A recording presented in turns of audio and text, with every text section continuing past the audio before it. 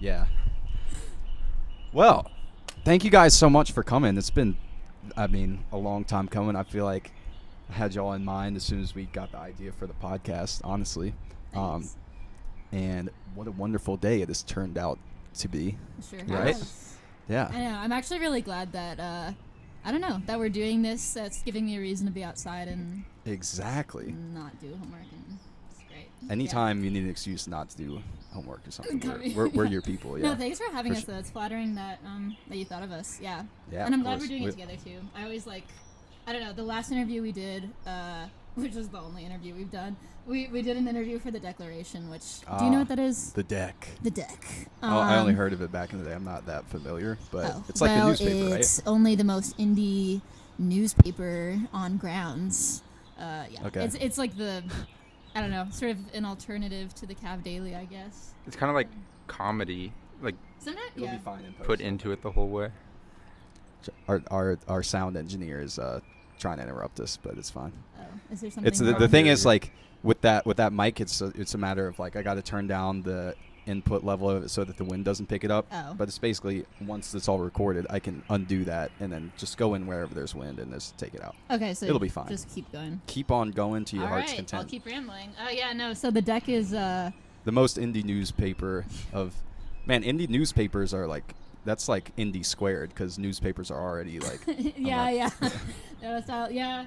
Yeah, I don't know. We don't know that much about it, but we know that it's, yeah, it's funny sometimes. Sometimes they do, like, comedy pieces or, I guess, like, satire stuff. Mm-hmm. But they also do a lot of, like, music-related articles. But anyway, I was just saying that we did the last interview together, and it was fun. And so, yeah, I don't know. I like having you around, buddy. There we go. I haven't had like a conversation not in Zoom in like a really long time, so if I'm like cutting people off, or, you know how like the pacing's for it. different. Just pretend like you're on mute and you can say whatever you want, even without anybody caring, you know? Oh, you guys Like- didn't have to do much of that, did you? Well, it felt like a lot. Yeah. You know, I'm not even going to try to act like I had to go through it like y'all have, because, you know, it was only like 2 months or so. Yeah. But it was like the onset of it, and we were all getting used to it. That's And true. So, like, you can imagine what it's like the first time some kid in class, like, leaves their mic on accidentally and just says, "Oh my God, this class is such bullshit." Yeah. What? This is life now? There is Fuck. a post. I like religiously check the UVA subreddit because it's like my group therapy There you about go. how much I hate school. And like I love reading the posts about people like struggling, because it makes me feel like I'm doing okay relatively. There's something to that, right? It's just like all in the name of solidarity. It's Yeah. Like, I've seen some of that, and it's honestly kind of like, it doesn't necessarily make me feel good, but it's like, I'm a terrible it's like, well, especially because I'm out of it now, I'm just like, bro, Yeah. good luck to y'all. But it's a matter of like, people have no more like inhibitions about how bad they're like struggling anymore. There's no sense of like embarrassment about it Yeah. anymore, and people are going to be way more open because it's just a shared experience at this point. Yeah. For better or for worse. Probably worse, because you don't want, you know, Yeah. a lot. Obviously- But that's something that's kind of come out of it, I feel like. Yeah, the anonymity probably helps too of Reddit, Yeah. but I just think I was gonna say, okay, wait, maybe I shouldn't tell this story. How explicit, how much potty humor can You I should have? use your own discretion, like. Basically, just there's like this post about someone who left their mic on while they were taking a shit. Oh yeah. I think that's really funny. I mean, do you think it was intentional or not? I mean, that No. you never know. But it's Like, it's a big risk. I always But- have to take a shit right in the middle of class. Like it's never before or after. Yeah. So I've gotten lucky that I haven't. That I hasn't been always me, but- always like triple check. Do y'all bring your Been there. like laptops to the bathroom and stuff Sometimes. anyway? Yeah. Wow. Sometimes you gotta. Sometimes. Man. Yeah. Yeah, I guess it's just life now, isn't it? Yeah. But you don't have that much more time left to go, you know? And the No. weather's getting nice.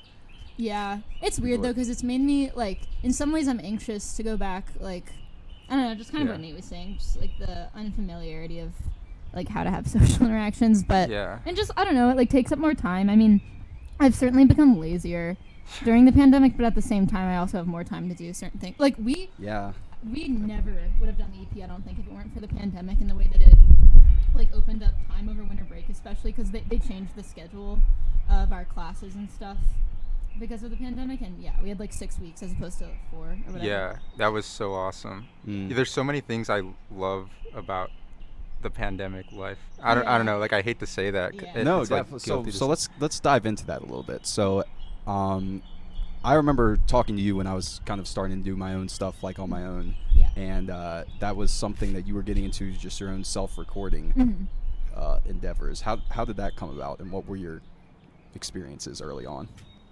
So like, how did the EP come about?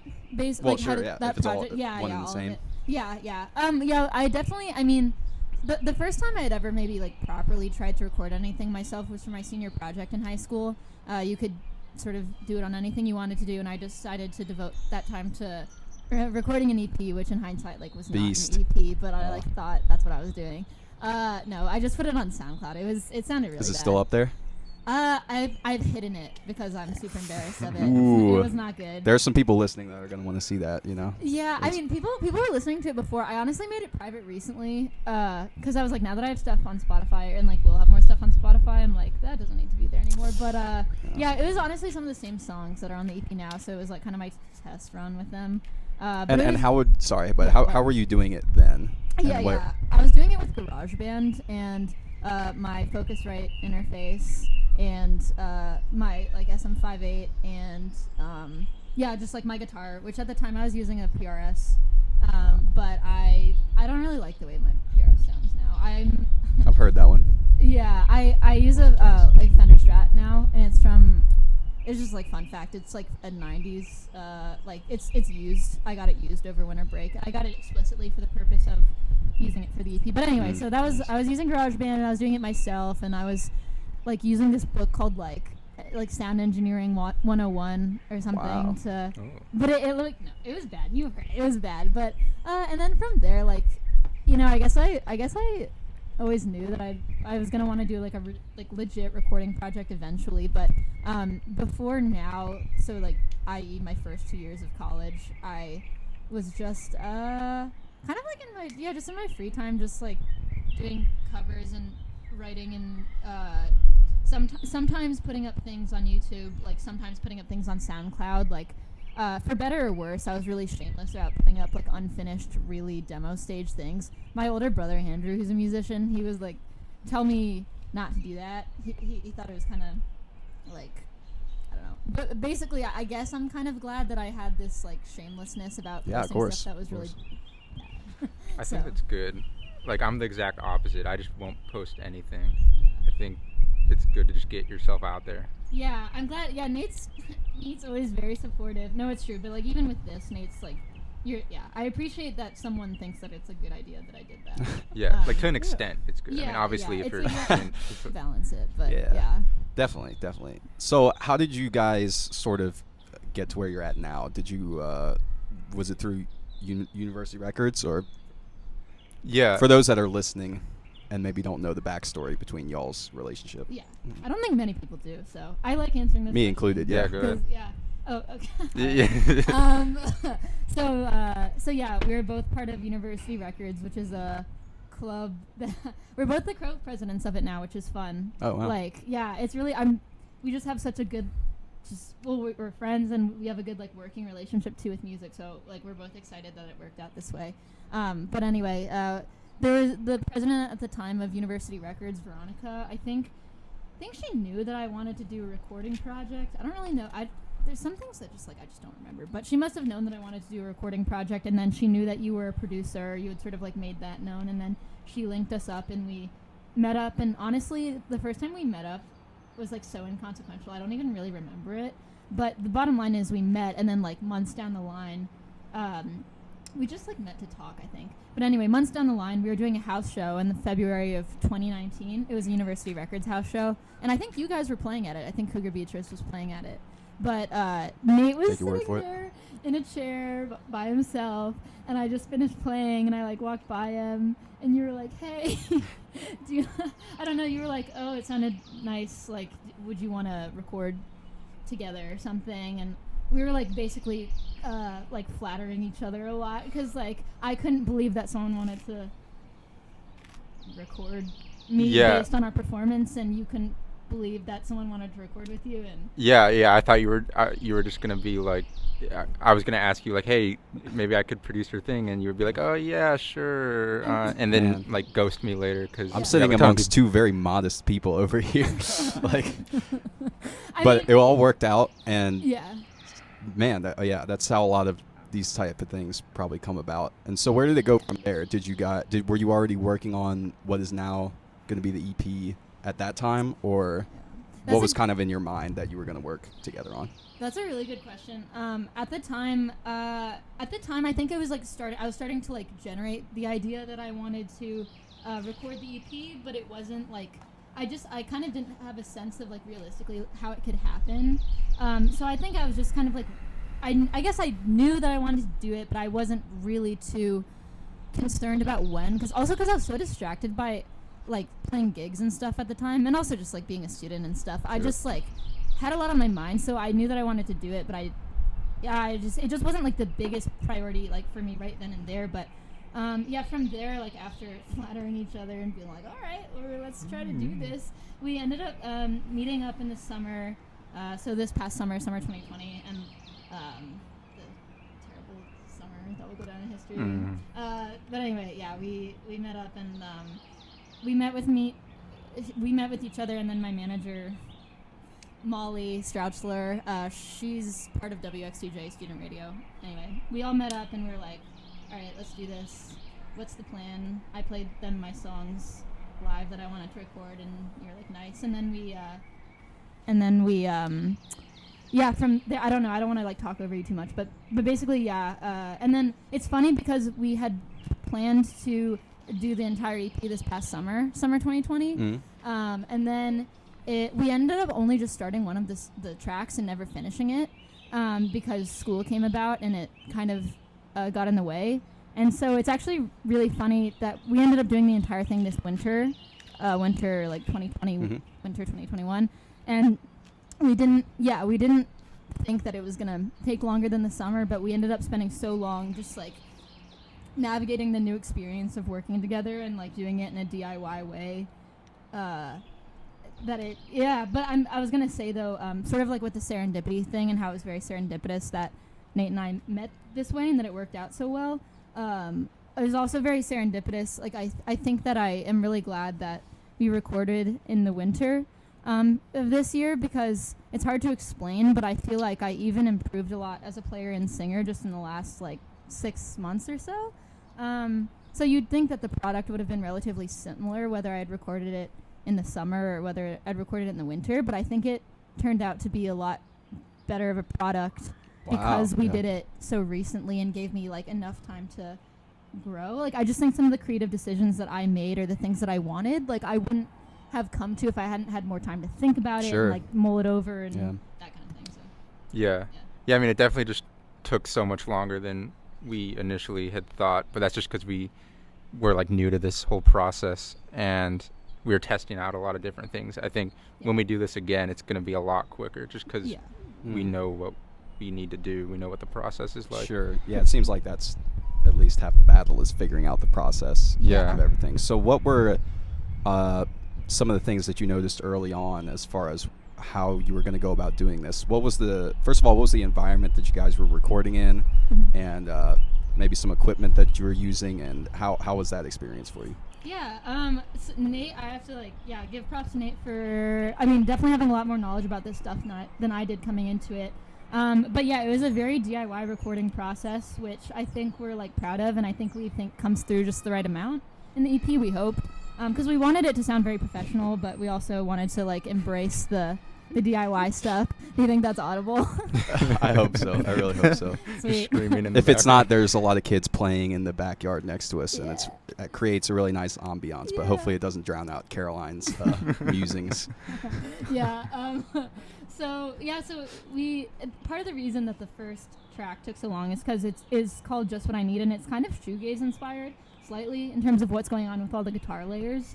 And we used my Fender Blues Junior amp, and initially we were recording direct into the computer, and then after having a lot of it already recorded, sort of at the end of the summer, I was like, you know what, Nate, I honestly really want to mic up the amp. Actually, I think it'll sound a lot richer and just more what we want. So Nate was very nice and was like, all right, this is going to be a lot of work, but we'll do it. And so that was like one of those things that we were navigating initially was like just that, like making that change from DI to miking up the amp was like we had to start over with one of the tracks. And then we used my SM58 for like miking up the amp and for my vocals and everything, and my Fender Strat for which I really like the sound of, because I wanted to buy that kind of guitar. I wanted to buy a Fender Strat because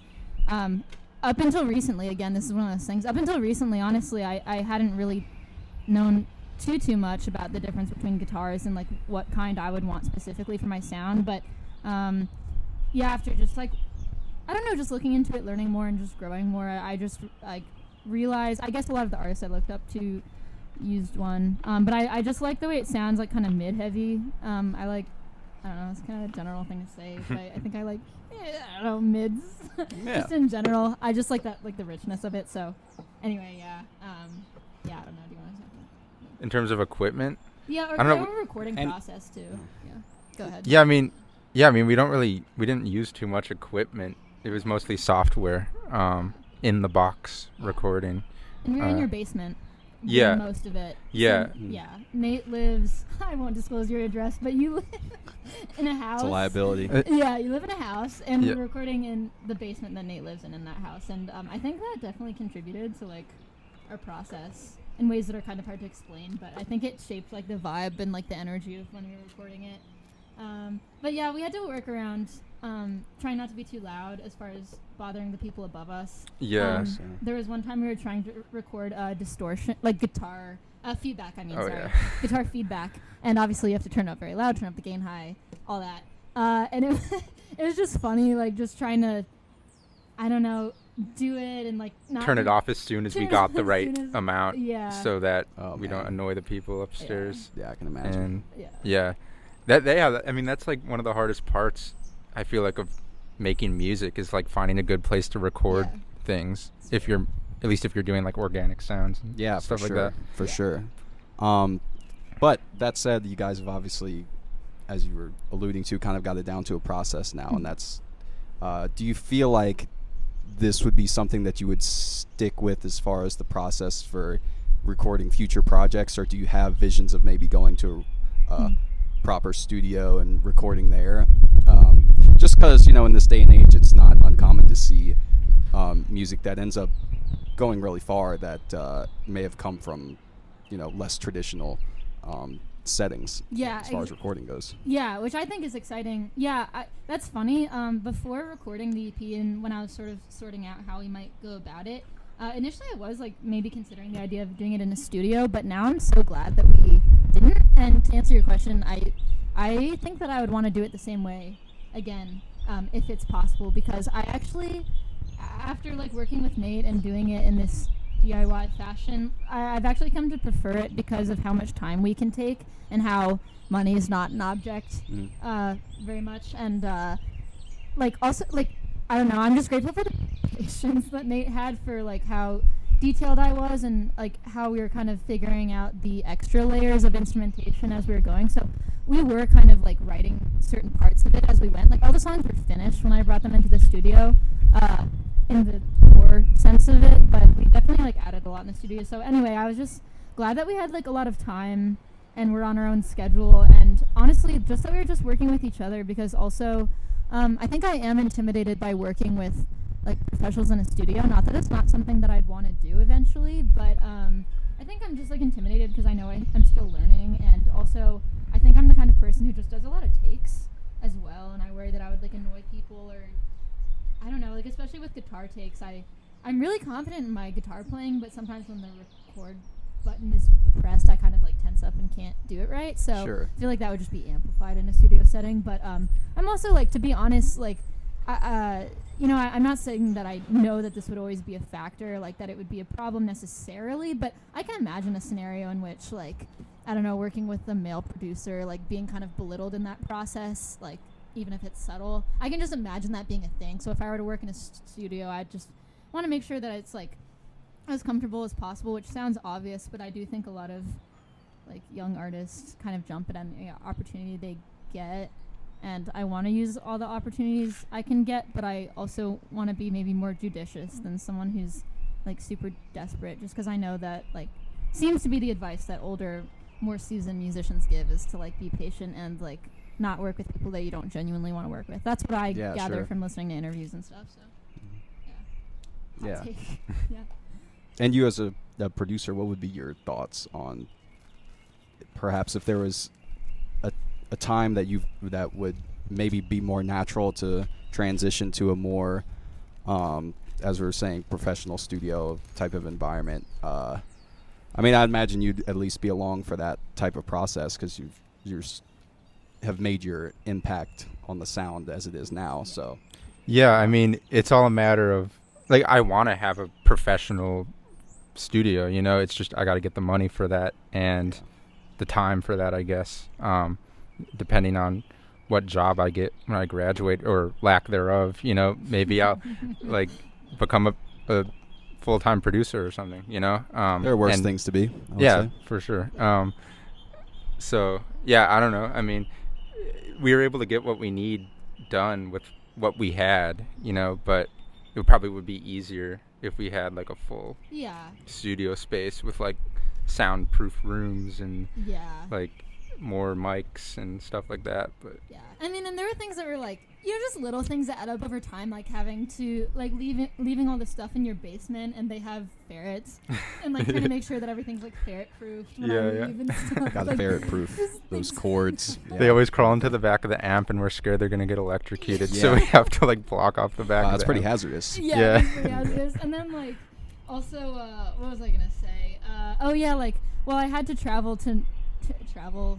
up to Nova to do the drums. For the drums, they were done by this kid named Justin Jen, and he was in my AP Music Theory class in high school, and I'm from Northern Virginia, and so I drove up to his house where he has like sort of an sound insulated basement to do that. But anyway, it's not that was like the hardest thing that someone has ever had to do, but I mean, like if you had your own studio and we had like one central location for everything, I mean that would have made it easier. Mm-hmm. I mean, it was just like another step, and so it's just more complicated. But yeah, but I mean, I think the gist is like in most ways we're really happy with the way we did it. And I also too, like, I'm always encouraging Nate to like actually be a producer, because I think just something that you said that made me think of this, just in general, I think we find being like student musicians or like student creatives like challenging in terms of being able to devote all the time we want to music, and so I think that's just something that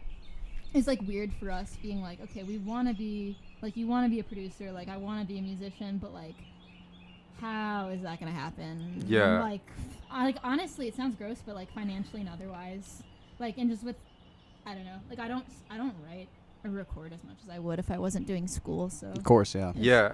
And I also feel like if I producing music my full-time job, will I not enjoy it the same way I don't enjoy schoolwork? Like, because I'm actually having to like rush things, and you know what I mean? Yeah, so it's a scary question. And then like if I go all into that type of life and forget what I'm doing at UVA, can I go back to what I had, like the track I'm on at UVA, the more like stereotypical, like there's a lot of uncertainty for sure. Yeah, around these types of situations, but if we could circle back to the EP real quick, and you were alluding to some shoegaze influences that you had. Could you expand upon that and maybe drop some names as far as what inspired some of the sounds that can be expected from this next EP? Yeah. I mean, I hope that the inspiration is maybe like, I don't know how audible it will be, but so as far as specific bands and artists that have influenced me, as far as the shoegaze stuff that we were referring to on the track called Just What I Need, I would say that, again, I'm not sure that it sounds exactly like My Bloody Valentine, but I know that My Bloody Valentine is one of the primary groups I look up to as far as shoegaze, which makes a lot of sense because I know that they're also sort of like the they were kind of, I mean, the pioneers, I think, of the genre somewhat, so I guess that makes sense. But yeah, so My Bloody Valentine, just the way that they create a wall of sound and the way that it's fuzzy and big and I don't like yeah, that would be something that I think inspired just what I need. And then also Smashing Pumpkins is a band that we looked to a lot and when we were creating like the sound landscape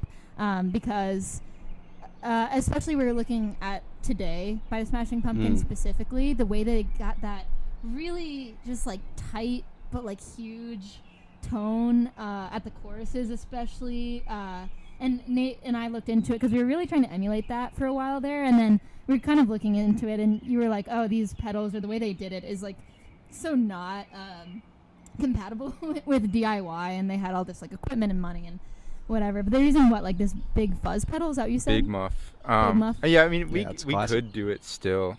It would just take, I think they recorded the same part 8 times to get that sound, and so it would just be a big pain. Yeah, but I love that sound as well, man. That's, it's so hard. Even if we did do that, though, it would be so hard to emulate. Yeah, like, sure. I can it's one of the imagine. hardest guitar tones to recreate. And that was the thing too that we were asking ourselves a lot. We were like, okay, like we want it to sound like this, but then we would also always kind of step back and be like, well, you know what? It's like a good thing that it doesn't sound exactly like it because we don't want it to sound like a carbon copy by any means. Sure.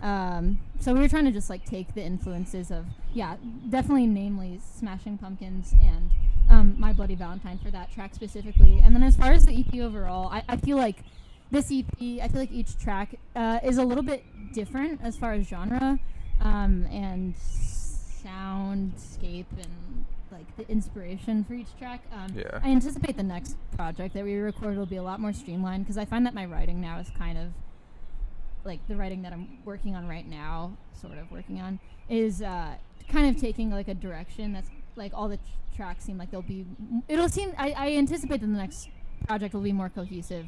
But anyway, just as far as this EP, I think the bands or artists that inspired the other tracks would be Snail Mail, definitely, specifically their Habit EP that I listened to like almost every day my senior year of high school. And like, I don't know, people crack jokes about how much I talk about Snail Mail and like Phoebe Bridgers and stuff, but those artists are the artists that, it's really corny to say, but like they are the artists that definitely inspired me to actually want to do music in a serious capacity, and also made me, for reasons that I could like ramble about, like believe in myself more, like believe that it was possible. Specifically with Snail Mail, I kind of had a personal connection to her band because my older brother went to University of Michigan, and his friend who went to University of Michigan with him went to high school with Lindsay Jordan, who's like the front woman of Snail Mail and the singer-songwriter for that band. And so I was sort of turned on to Snail Mail by my brother because of like those personal connections. He was like, oh yeah, my friend Ian has this friend who made this EP, and it was like kind of before she blew up and got signed and stuff. And That's so really cool, yeah. like being genuinely really obsessed with that EP, like for reasons that were completely unrelated to her like success that came later and stuff, and then later, like as I was graduating high school, like first year stuff, watching her blow up, those two factors combined made me like, that's why Snail Mail is important to me. And so anyway, Sure. like that EP, I just musically, like completely apart from like Snail Mail's image or whatever, I like love that album, that album so much musically. So anyway, I think that the tracks like For You are kind of inspired by Snail Mail somewhat. I mean, For sure. there were definitely conversations like all the time where I was like, all right, can we make this sound like Stick from the Habit EP or like whatever. Yeah. You can talk about that. You can probably talk about my influences almost in a different way than I can because you like hear me talk about it. You know what I'm saying? Yeah. I don't know. I mean, for Yesterday, that's really Alex G. Alex Yeah. G. Alex G was a huge influence on the single that's out right now, Yesterday. Alex G is one of my top favorite artists of all time. I think he's truly a genius, and so that was definitely so that's what I'm saying is like each track kind of had a different like area or like artist that it drew from, which will probably be different in the future, but yeah, those are like the main influences I would say is like Alex G Snail Mail. I've heard people say it sounds like Soccer Mommy somewhat, but I think that's funny because, I mean, I definitely enjoy like Soccer Mommy's music and stuff. But I can't say that like for me personally that was like something I was looking to, especially. So yeah, I mean I'll take it because it's like cool. But yeah. Sometimes I don't know. Sometimes I'm just. Nate and I have talked about this. I mean, it's just a thing. I'm not saying this is not what's happening to me. I'm not saying that's what's happening to me. But I'm just saying in general in the music scene, I think sometimes like, you know, young female indie artists are like their sounds are like completely conflated with each other when sometimes that's not the case. Sometimes it is, but sometimes it's not. Yeah. Yeah, I really think your sound doesn't sound like anyone, really. Like, there's influences, but there's not one clear, like, thing. Except for you kind of sounding like Snail Mail, I'd say. But, like, other than that, I feel like they're very... Well, for what it's worth, there will always be people like me who don't know any of them, so I won't be able to tell either way. No, but that's a really great answer. And as far as... I'm always interested to know stuff like this. You mentioned Smashing Pumpkins and My Bloody Valentine. And, of course, so Snail Mail, you mentioned senior year of high school kind of as a timeline. How about those other two and some of these other influences that you're naming? How did you... At what point in your life did you kind of come across them, and what kind of impact did they individually have? Yeah, that's a good question. With Smashing Pumpkins, that was like all my dad. A lot of the music that I started out with in terms of like what shaped my taste early on or what I listened to early on was sort of given to me by my dad in some ways because he would drive me to school pretty much most mornings, like my entire childhood, and like just drive me to different things too. Anyway, he definitely was the one who sort of got me acquainted with like rock and folk and just like in general. So he was like big on Smashing Pumpkins and he played them a lot. And I remember being like a kid and like going to like being on the way to piano lessons and stuff and listening to Smashing Pumpkins like right before and stuff. As far as Alex G, I think I knew some of his stuff in high school, but it wasn't until college that I just like sort of like took it to the next level with my obsession with his music. I remember there was this one day that I listened to like his entire discography in like a day and was just so mesmerized by it because all the songs are just so like strange. Like his songwriting is just really peculiar in the best way. So, and then with My Bloody Valentine, I think I discovered them in like middle school, and I have always just like loved them since then. I think Loveless is their best album, but I also like what is it like Honey EP? No, what's it called? They have an EP. I don't know. The wrong guy for this conversation. I thought you said you liked them too. I remember when I was here last time. So I think I may have heard some of their stuff in passing, but definitely not enough to name anything. Okay. Well, yeah. And then I was also just gonna mention. I just thought of it as I was rambling. Really, I was gonna say talking. I was like, no, rambling. Third Eye Blind is a band that also really see, I don't know if I can say that it inspired the EP because I don't know if that's true. I don't know if it really sounds like Third Eye Blind at all, but I do know that I love their album with the red cover. I think it's self-titled. Love that album. Yeah, I discovered that maybe like my first year of college, and I don't know. I hope I can make something as like fun, but also like heartbreaking in the future. Ooh, I'd love to work on that. Yeah. Is that their first album or is that... I think it's their first. I think it's like their debut self-titled EP. Because I've only listened to that from Third Eye Blind. It's like really good. Yeah, it's got like the hits on it. It's got like, you know, everyone knows Semi-Charmed Life and stuff like Semi-Charmed Kind of Life. So like, you know, I got into that album because of like the hit tracks. But then once I started listening to the other stuff, I was like, oh, this whole album is like great. The whole thing is great. The production is so good too. It's just like such a good sound.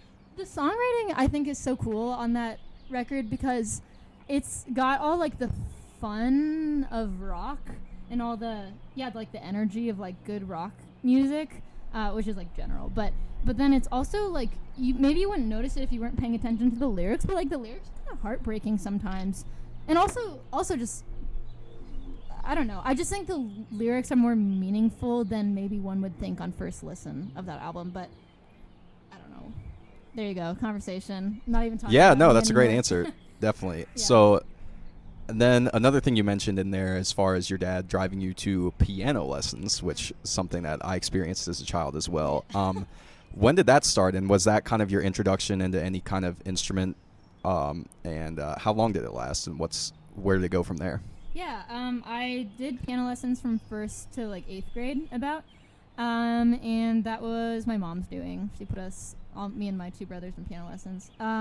Yeah, so that was definitely the first instrument I was introduced to was piano. I was like classically trained on the piano, you could say, and that was really the main instrument I did for a long time until about middle school or high school when I started picking up the guitar.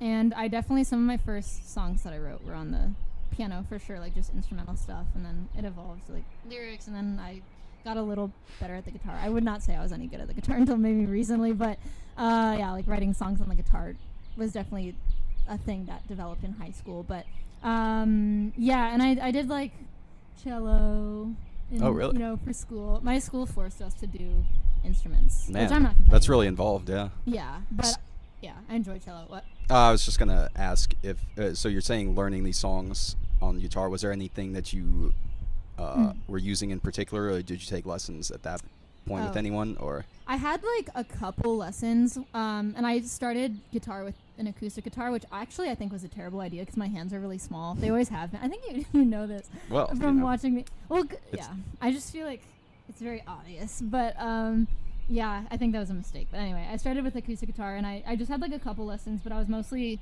I mean, pretty much almost entirely self-taught, other than like the tips my older brother would give me and stuff, because my older brother, Andrew, plays guitar and kind of started guitar when he was in middle school, and he was like pretty good at picking it up, so I got like tips from him and stuff, but it was mostly like, as you might imagine, yeah, like covers of stuff that helped me learn how to play guitar.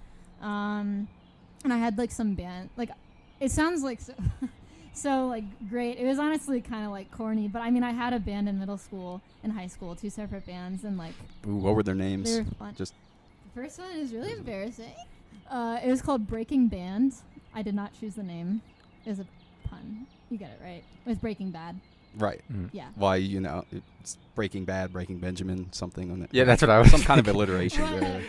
yeah, it was the kid who chose the name, I guess, really liked Breaking Bad. Sure. He thought it was really funny. I was kind of embarrassed. But then the band in high school was called Psycha, which is a Russian word.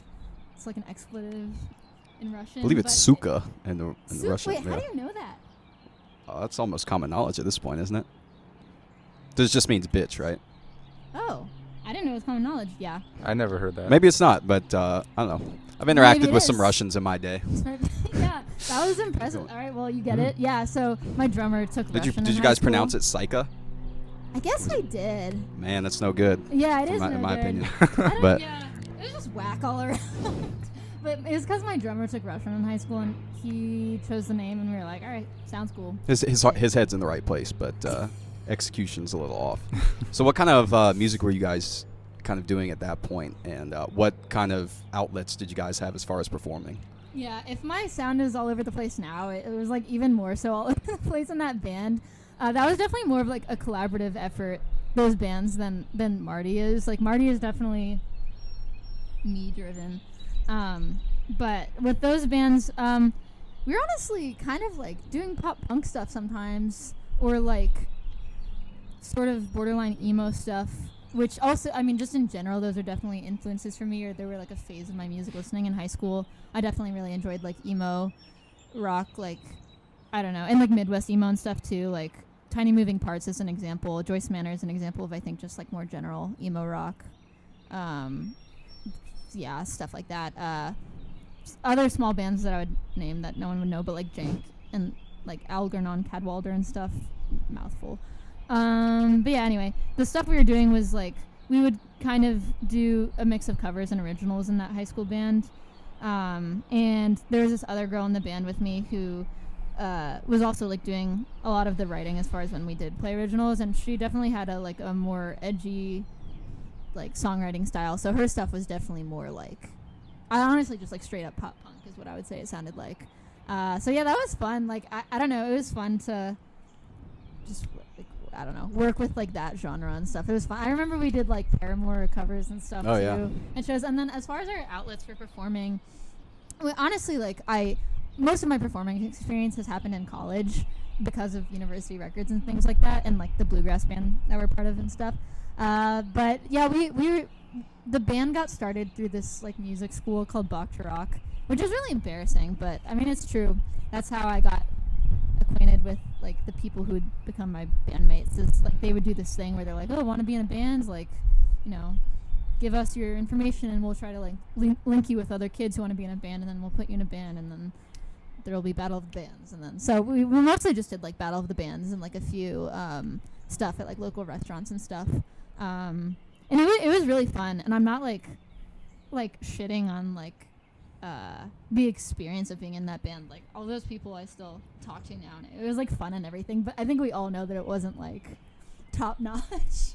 Like, you know, just I don't know, we were just like having fun and just doing stuff. It wasn't like I just know that there are some kids in high school who are in bands who are like really doing it, and it's like really serious, and like them doing that is the equivalent of like what I'm doing now. But I would say like my high school band was more just like good experience and like having fun, and like we were taking it seriously, but it wasn't like serious the way I'm trying to be serious about it now, if that makes any sense. Yeah, absolutely. That's so cool that you had that opportunity, though. Like, I feel like in my high school, no one wanted to form a band or anything. It wasn't it was not people from my high school. My high school sucked. Everyone was so lame. Yeah. Maybe I should say. Sorry. Yeah, no. It was because I guess that's what you get when you're in like a big metropolitan area like Nova. Like, I guess they had more people to draw from, but it was people like who, it was like a separate music school, you know what I mean? Like, it wasn't like my high school or anything. Did they like produce it? They did have like a little mini studio in the back of the music school. But it like wasn't good, is what you said. I think it was actually like anti-sponsorship like Bach to Rock, but I think their studio space, like physically equipment wise, was good, but I would not say that the cuts they did of anything I ever recorded there was particularly impressive. It was just like, I don't think the people who worked there wanted to be there in the long term, if that makes any sense. I think it was people like trying to do music, but who were like kind of like, I need money right now. So I don't think they tried very hard when they were like mixing anything that we recorded. Yeah. But it was a good experience. It was my first like experience with being in a studio and stuff. Like, I think that definitely gave me like a greater sense of comfort about being just in a studio setting generally. Because I also, like, when I was sort of like 8 and 9 and 10, I did summer camps at this music school, Bach to Rock, where they would put you in like a band with other kids for a week, and like you'd learn some covers and perform at the end of the week. And like that was like when I learned how to play drums, was those summer camps, when you could sort of like, you know, switch around on the instruments, play whatever you want. It wasn't very serious. So like one of the music instructors there taught me how to play drums, and it kind of just like stuck with me, like riding a bike. But yeah, so that was definitely good. Like, even though I was just a kid and I, you know, wasn't like too involved in the process, like just like recording stuff at the end of the week in that studio is like probably a good experience in a way that I didn't like register, but it was. Sure. So. Yeah, especially at that age, I'd imagine. Yeah. It's fun. So moving on from that, by the time you get to college, what were kind of your influence? Did you have any sort of new influences on the horizon that throughout that time, especially since you started playing more live gigs, as you said, you know, through university records and stuff? Anything on the, you know, in more recent times? Yeah. I think, well, it's interesting, like, because I feel like it's this big joke with people who know me that I love Phoebe Bridgers so much, but I didn't even discover her. I guess I was late to the game, but I didn't even discover her until the summer of 2019, which was pretty recent still. So like that was when I started getting into her, and like she's been a big influence for me just in terms of, well, like I don't know, everything. I don't think that my voice will ever be as good as hers. I don't think that my songwriting will ever sound like hers, but she's like a big influence nonetheless, and like just on a lot of levels. The people I'm surrounded by are certainly like a good influence. I mean, I would honestly be lying if I said that I thought that Charlottesville or like UVA was like my ideal music scene. But especially now that I've met Nate, like, I don't know, Nate's honestly just been Here we go. I can't take compliment. I just think it's funny because this always happens where I'm trying to compliment Nate and he's like, ugh, like I can't. Yeah, I don't know what to say. Yeah. But no, like no, honestly, without Nate, I think I would be a lot less happy, like musically, creatively fulfilled. But yeah, I mean, I think I like overplayed Snail Mail by the time I discovered Phoebe Bridgers, so it was kind of like a switch off of like my major idol. But yeah, I don't know. As far as like things that are recent, like, I mean, I like to keep my thumb on the pulse of like new music as much as I can. So like, there's definitely, you know, just like releases that I've like followed that I'm kind of like drawing a blank on anything that's been like a major recent inspiration. I mean, I saw like Alex G perform live in the fall of 2019, which was like big. Like that definitely like gave me this like go-getter sense watching him play. But yeah, like even, I don't know, this is like the main thing that comes to mind. I mean, even just the other night, like 2 nights ago, I was watching on my TV like Phoebe Bridgers play live at the Brooklyn Steel, like the sort of like, I think Pitchfork recorded it and like made it look all nice and stuff, and the sound was good. And I was just kind of like studying that to see how she like puts on a show, because I think she does a really good job putting on a show in like the classical sense of the term, like, you know, just like making sure the transitions are a certain way, having certain things to say in transitions, the way the like group like looks and works together, and like the energy on the stage, and just like just everything, even just down to like the eyeshadow she wears. I'm like, like pro tip for myself, like when you wear sparkly eyeshadow, it looks good in the light of a like venue. I don't know, just things like that. Definitely. So yeah, like that's, I think honestly I do think actually one of the biggest things is in college I've started, and I don't mean to, it's not like I sit down and I'm like, I'm going to study this, but I just watch a lot of interviews and YouTube videos of like live performances of artists I like. I honestly think that's been something that I didn't do before college, but that I do now a lot. So I hope it translates maybe. I was really nervous about performing before coming to college. Just like, I don't know if you'd find this interesting, but I truly thought that I would like never be able to do music in any real way as far as performing it, because like up until college and a little bit into college, like I was so nervous about performing that I would basically like have borderline panic attacks like before any gig that I would do. So this was despite your previous experience, you know, with the rock camp and whatnot. You still just felt like college would be a different level. I think I felt like boxed in high school maybe in terms of like expressing myself, but it was just like in general, like I don't know, like even just when I was with my band, like doing a gig at any given place, like anything, I just would like really be so nervous, and I think what happened is I think I was like pretty comfortable when I was a kid performing, because I did ballet and like the camps and like the music camps and stuff, and like piano recitals and stuff. So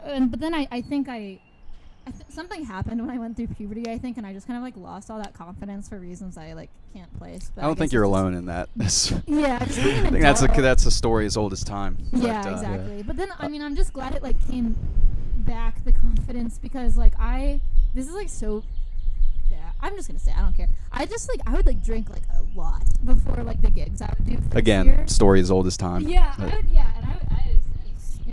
I was getting free sauce because I was so nervous, and yeah, with time it got better. By the time the pandemic happened, I was getting pretty comfortable and not nervous, which is a shame because I think I'm gonna have to like do that work again. But how do you build up to that? Like, was it just from doing it? You just put yourself out there? Yeah, it was literally just doing it. I think like honestly not more complicated than that. Just like over time, by the time I'd done a certain number of shows, I just noticed that I viscerally felt less of a desire to drink before, and I just like felt more like okay. And also I think like, yeah, I mean like people like supporting me and like my friends supporting me and like hearing positive feedback from people was not something I expected, and when I got it, I was like, it kind of gave me like a little bit more of a mental push to be like, all right, like you don't have to think that you're so terrible, like it's, or like I don't know, it helped with the nerves too, I guess, but it was mostly just doing it. Yeah, definitely. Bluegrass too helped. Oh yeah. Well, that's good to hear. Performing in front of you guys all the time. Yeah, that's a good situation, isn't it? Yeah, because you know, it's for a lot of the people in there, it's not stuff that we really have that much. Like what we do in that class is that is the sum total of our experience with that particular type of music, and so it's really we're in it with each other from start to finish for a lot of us. That's not true for you though, is it? Like I would say it's more true than not, because going into first year I had no like real bluegrass experience. No that way. I would Are consider. you serious? No. I mean, I had family that was always into it really deeply, and I could at Thanksgiving and stuff, I could always play along and just be there, and but I could never really contribute the way that I could until if you don't know the songs, you don't know the songs. Yeah. So then from then on, it's become more of a part of my kind of my life in general, I suppose. But yeah, on that, it's not the easiest thing to not know anything and just get the gumption to come and sign up and join the class as you did. Yeah. And obviously eventually be an integral part of the band. So how was that experience for you, and how did it come about? And just in general, out of curiosity, if there's anything else that you feel like would maybe surprise some of the people listening as far as music that you really have developed an appreciation for over time, please let us know. That's the case. I mean, I had like minimal exposure to bluegrass before that class. I'd maybe seen like a bluegrass show like once live when I was in middle school. My dad took us to one, me and my brother, which was, it just like happened to be a thing. I don't think he was like trying to like, I don't know, like inspire me, but that was like a cool show. I do remember that. I actually wrote my college essay for UVA about that. Like they're like, what's musical or like creative something that inspired you? And I was like, that. So actually that was pretty cool. But I was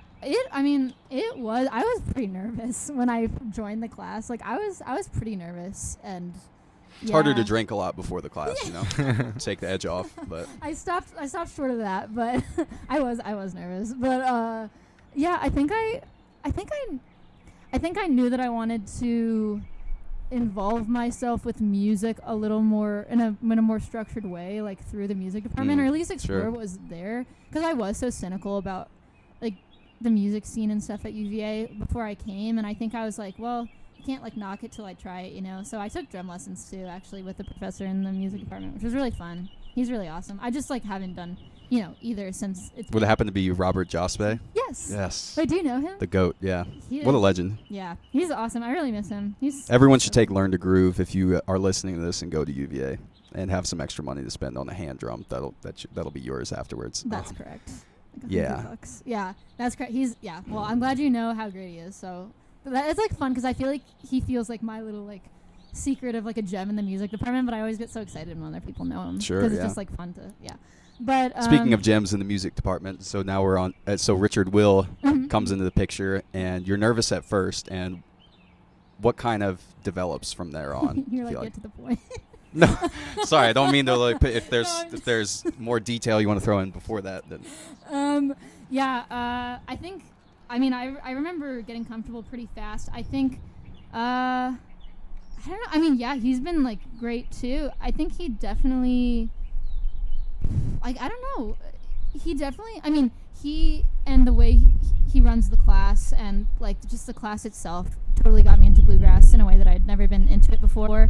And now, like, I listen to it in my free time, which is not something I could say before the class. And any particular artists you'd like to name drop? This will be good to hear. I like Love of the Mountains by Larry Sparks. I also, what? I don't know that one, so. Oh, well, you played it. Did I? Yeah, you played it. Maybe you just forget. Oh, I do. Yeah. But also, I remember like one of the first songs we ever did was is it Sweetheart of Mine? Can't you call it? Bill Monroe. Can't You Hear Me Calling? That's right. That one's good. I remember we also did the Carter family. Right? That's the name of them, right? Yeah. That was super educated. Those are like the three main ones that I've really enjoyed doing.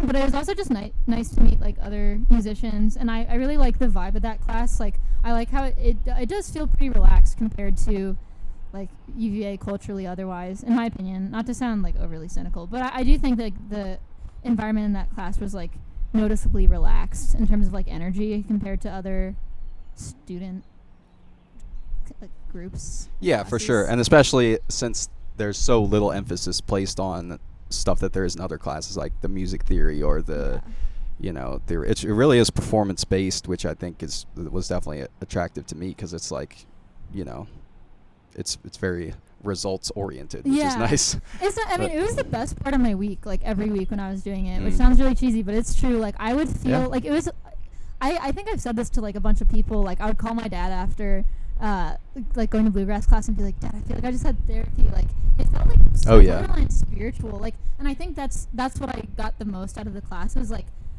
I don't know, like I think I have taken from bluegrass that like things that are simple can be really moving. Like I think that's actually one of the main things that like still applies to my music now from doing that class is that I'm like, wow, like you don't need the most complicated lyrics ever, or you don't need the most complicated chord structures ever. You can reuse these chord structures in different ways and make something like really beautiful depending on the pacing and like the content and everything. And I remember feeling really moved by the Larry Sparks song about like the love of the mountains, and it felt like a real like cultural study in a lot of ways. Like if you're paying attention to the lyrics of a lot of these songs, like it is like you're taking a class on like what bluegrass is and like what the culture behind it is too. I guess you could easily like ignore paying attention to that part, but like sometimes like the lyrics would really like move me.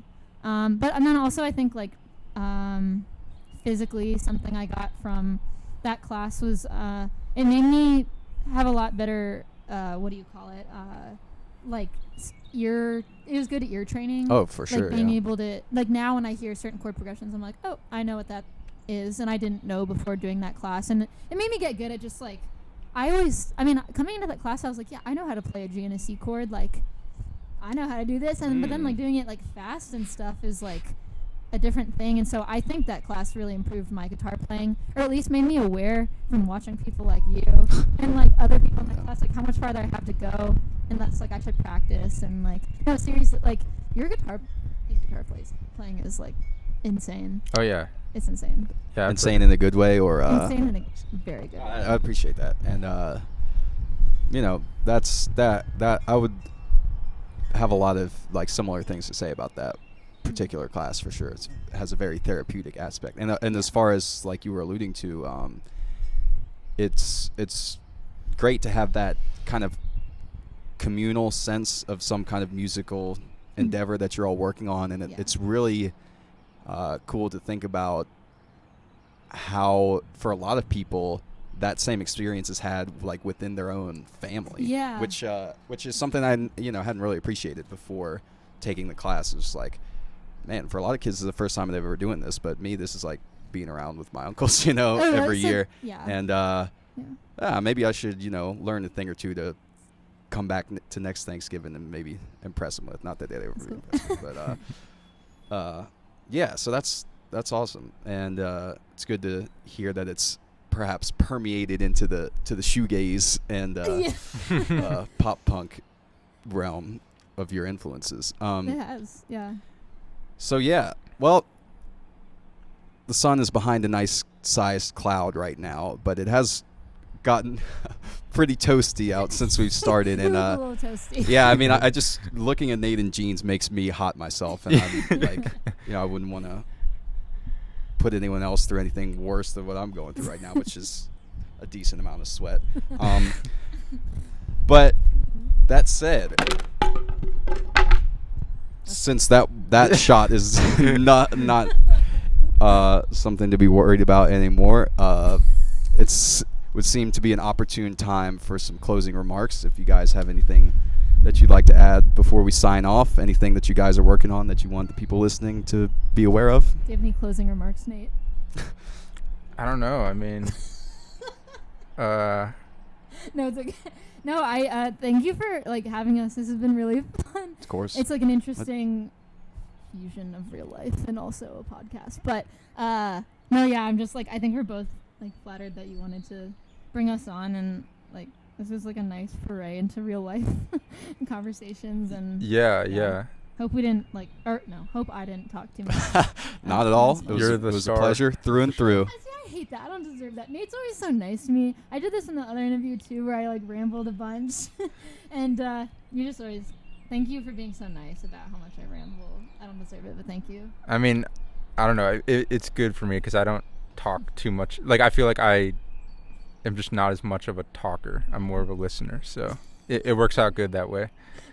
We're a perfect dynamic duo. I like the way that sounds. I'm a listener. Yeah, but anyway, thanks. Thanks. Hope we can do it again sometime. Yeah.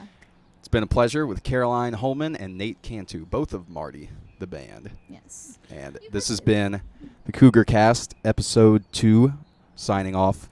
We'll see you next time. Thank you.